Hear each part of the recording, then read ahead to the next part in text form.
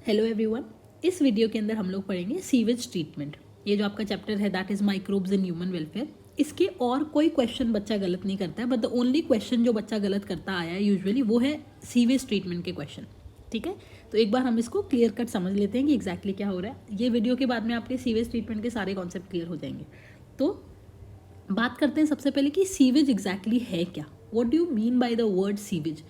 Sewage जो होता है आपका वो है गंदा वाटर, वेस्ट वाटर, जो म्यूनिसिपल वेस्ट वाटर होता है उसको आप सीवेज बोलते हैं। ये सीवेज का जो मेन कंपोनेंट है दैट इज़ ह्यूमन एक्सक्रीटा। ठीक है, जो घरों से आता है और उसके अंदर पूरे सीवेज के अंदर भर भर के आपको ऑर्गेनिक मैटर मिलता है और भर भर के आपको माइक्रोब्स मिलते हैं। इनमें से कुछ माइक्रोब्स ऐसे भी होते हैं जो बीमारियां करते हैं, करेक्ट ना। तो ये सारे सीवेज को ना वाटर बॉडीज़ के अंदर डाला जाता है।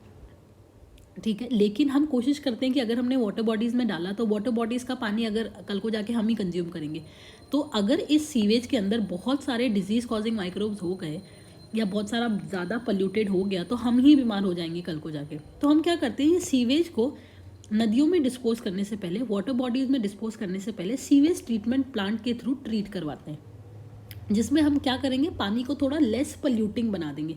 हो सकता है उसमें ऑर्गेनिक मैटर और माइक्रोब्स वगैरह बहुत ज़्यादा हो, और हम सीवेज ट्रीटमेंट प्लांट में जब उनको ट्रीट कराएंगे उसके बाद में उनका माइक्रोब्स, उनका ऑर्गेनिक मैटर और उनका जो भी पोल्यूशन का जो लेवल है वो थोड़ा सा कम हो जाता है, और फिर साफ़ सुथरा करके पानी को फिर हम वाटर बॉडीज़ में डिस्पोज करते हैं।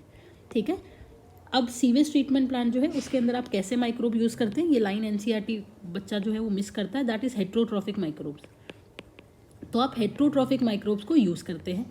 ठीक है, जो सीवेज के अंदर नेचुरली प्रेजेंट है। ये एक बहुत इंपॉर्टेंट लाइन है, ये आप मार्क कर लीजिएगा। ठीक, अब हम बात करते हैं कि जो सीवेज ट्रीटमेंट है उसमें 2 स्टेप्स है अकॉर्डिंग टू एनसीईआरटी, वैसे 3 भी करवाते हैं। ठीक है, पहला स्टेप है प्राइमरी ट्रीटमेंट जिसको हम फिजिकल ट्रीटमेंट भी बोलते हैं, एंड सेकेंड स्टेप है सेकेंडरी ट्रीटमेंट जिसको हम बायोलॉजिकल ट्रीटमेंट भी बोलते हैं।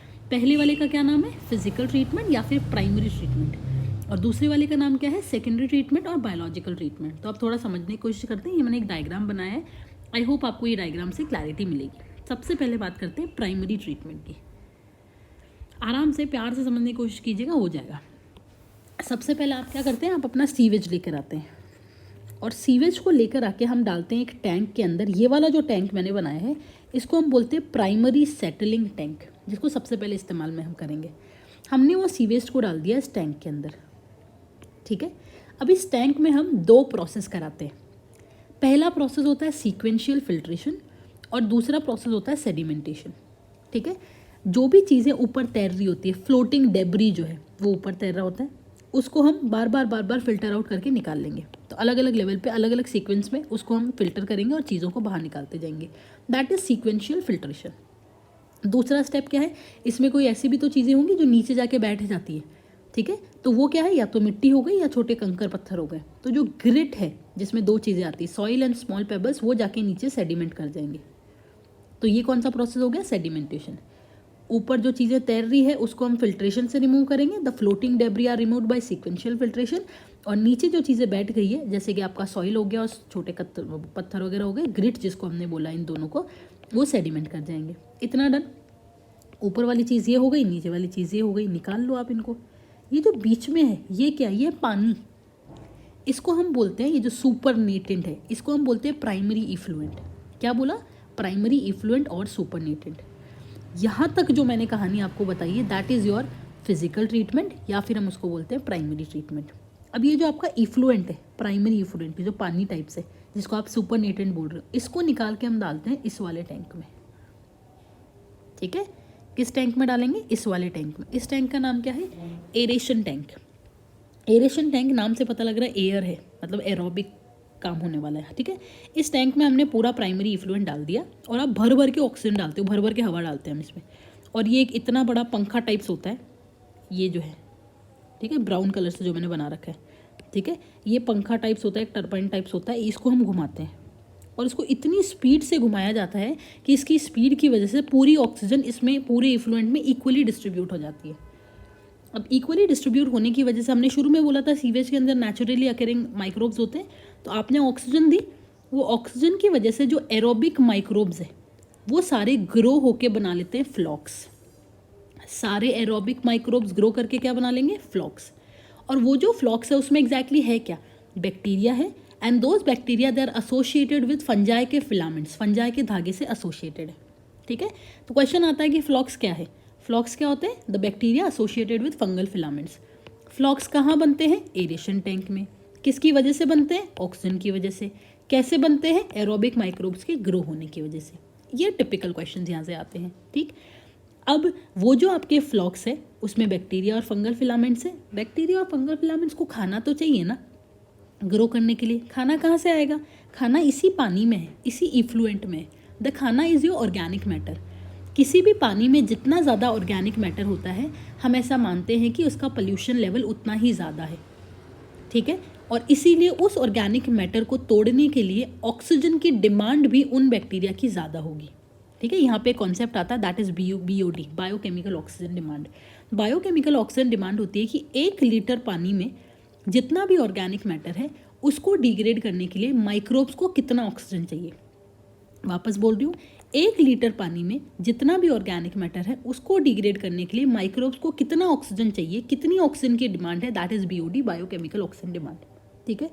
मान लो पानी बहुत गंदा है, मतलब ऑर्गेनिक मैटर ज़्यादा है, इसका मतलब फ्लॉक्स भी ज़्यादा बनेंगे, उसका BOD भी ज़्यादा होगा क्योंकि तोड़ने में ज़्यादा मेहनत लगेगी, तो उसका पोल्यूशन लेवल भी ज़्यादा होगा। धीरे धीरे फ्लॉक्स को हम ऑक्सीजन दिए जा रहे हैं, वो ऑक्सीजन को कंज्यूम किए जा रहे हैं और ऑक्सीजन को यूज़ करने के बाद वो ऑर्गेनिक मैटर खाए जा रहे हैं। जैसे जैसे ऑर्गेनिक मैटर कम होता जाएगा वैसे वैसे फ्लॉक्स की ग्रोथ कम हो जाएगी और वैसे वैसे BOD कम हो जाएगा। जब ऑर्गेनिक मैटर ही खत्म हो रहा है तो फिर ऑक्सीजन क्यों चाहिए आपको? नहीं चाहिए, तो BOD कम हो गया और धीरे धीरे वाटर का जो पोल्यूशन लेवल है वो भी कम हो जाता है। तो इस टैंक के अंदर हम कोशिश करते हैं कि सारे ऑर्गेनिक मैटर को कंज्यूम करा दें और BOD को कम कर दें, और BOD कम होगा तो पोल्यूशन लेवल भी कम हो जाएगा। एक बार इसका सिग्निफिकेंटली BOD कम हो जाए, पोल्यूशन लेवल कम हो जाए, उसके बाद इस पानी को हम रिवर के अंदर डिस्पोज कर देते हैं, ठीक है। इस वाले से एरेशन टैंक से ही हम लोग रिवर में डाल देते हैं, ध्यान रखना।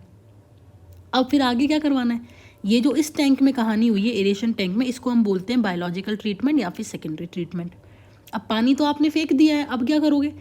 अब हम ये जो फ्लॉक्स है इन फ्लॉक्स को डालते हैं, हम सेकेंडरी सेटलिंग टैंक में। सेटलिंग टैंक है, इसका मतलब चीज़ों को सेटल कराएंगे, बिठाएंगे। ये फ्लॉक्स को अब हम नीचे बिठा देते हैं, सेडिमेंट करवा देते हैं, और जो नीचे बैठे हुए जो फ्लॉक्स हैं उसको हम बोलते हैं एक्टिवेटेड स्लज। फ्लॉक्स क्या है? फ्लॉक्स माने bacteria associated with fungal filaments.